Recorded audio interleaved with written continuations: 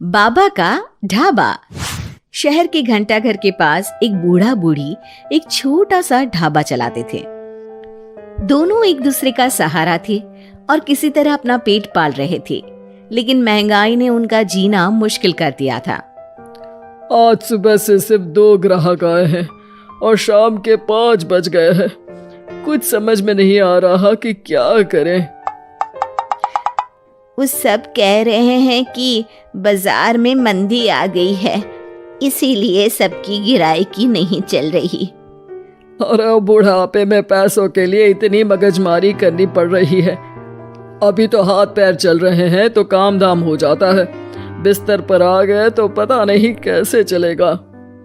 बेटा बेटी सब छोड़ के चले गए हमको, बस गरीबी ने नहीं छोड़ा। भगवान के घर देर है अंधेर नहीं, सुनते सुनते हमारी आंखों में अंधेरा छा गया। कल भी बचा हुआ खाना कुत्तों को देना पड़ा था, आज भी यही करना पड़ेगा। रोज की तरह आज भी ग्राहकी नहीं हुई थी। रात को बाबा और अम्मा सड़क किनारे बने अपने ढाबे में ही सो जाते हैं। अगले दिन सुबह सुबह ही एक ग्राहक आ जाता है। बाबा जरा एक चाय और एक कचौरी तो देना। जी भैया, अभी गर्मा गर्म कचौरी तल के दे रहा हूँ। एक ही चाहिए बेटा? आपके साथ आई मैडम जी नहीं खाएंगी क्या? नहीं नहीं, मैं ये सब रोड की चीजें नहीं खाती हूँ, आप इन्हें ही खिला दो। और जल्दी करो ना, रितेश मूवी जाने के लिए लेट हो रहा है। अरे बाबा, लाल चटनी ज्यादा डालना। हाँ। लेकिन उसके बाद फिर पूरे दिन कोई ग्राहक नहीं आता और फिर से सारा खाना वेस्ट हो जाता है। ये सिलसिला कई दिनों तक चलता है और तभी एक दिन एक लड़का वहां अपना मोबाइल लहराते हुए पूछता है, हेलो दोस्तों, कैसे हैं आप सब? ठीक ही होंगे, मैं भी ठीक हूँ। और आज हम हैं किशनगंज के बाबा के ढाबे पर।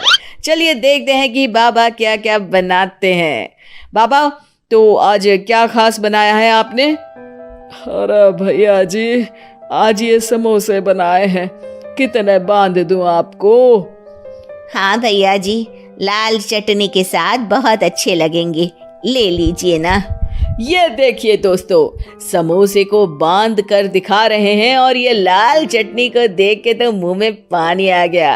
आज तो मजा आ जाएगा, आइए चखते हैं दोस्तों। लड़का समोसा चखते ही तारीफों के पुल बांध देता है। वाह वाह वाह, मजा आ गया, इतना अच्छा समोसा मैंने तो कभी नहीं खाया। आपको यहाँ जरूर आना चाहिए और ये समोसा जरूर खाना चाहिए। और एक चीज, ये देखो, ये रोड साइड पर इनका ढाबा है, इनकी हेल्प तो होनी ही चाहिए। अच्छा, वैसे और क्या क्या बनाते हैं आप? बेटा, पराठे मैगी सब बनाते हैं। वाह वाह, इतना अच्छा खाना बनाते हो, बहुत भीड़ होती होगी। अरे नहीं बेटा, कोई नहीं आता हमारे ढाबे पे, पैसे पैसे को तरस गए हैं।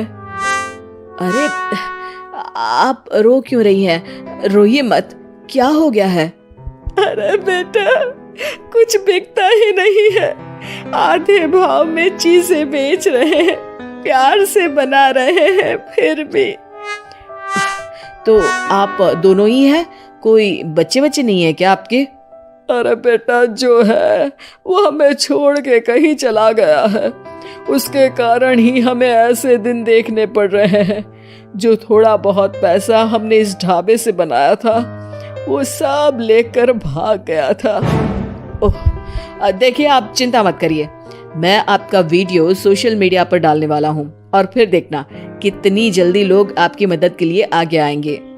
वो लड़का अपने कैमरा से बाबा के ढाबे का वीडियो बनाता है और सोशल मीडिया पे शेयर कर देता है।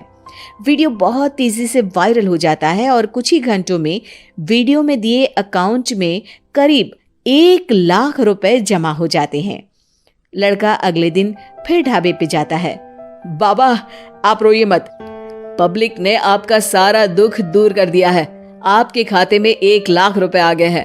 अब टेंशन लेने की कोई बात नहीं है, टेंशन भूल जाइए और मजे कीजिए। अरे बेटा, तुम्हारा हम कैसे धन्यवाद करें, तुम्हारे कारण इस दुकान पर आज इतनी भीड़ लगी है, वरना हम दोनों ने तो उम्मीद ही छोड़ दी थी। हरा जुग जुग जियो बेटा, तुमने आज एक गरीब का भला किया है। भगवान तुम्हें बहुत तरक्की देंगे।